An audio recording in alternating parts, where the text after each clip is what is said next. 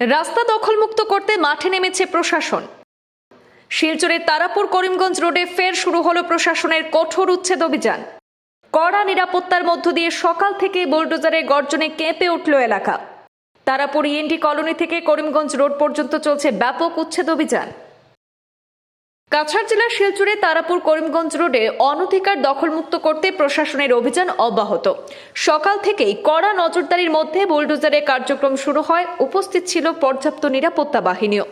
Tarapur ENT colony থেকে Karimganj road সংলগ্ন এলাকায় বৃহস্পতিবারও চলছে প্রশাসনের উচ্ছেদ কার্যক্রম।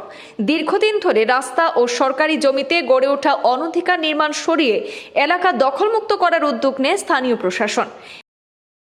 ম্যাজিস্ট্রেটের তত্ত্বাবধানে ঘটনাস্থলে মোতায়েন ছিল পর্যাপ্ত পুলিশ বাহিনী।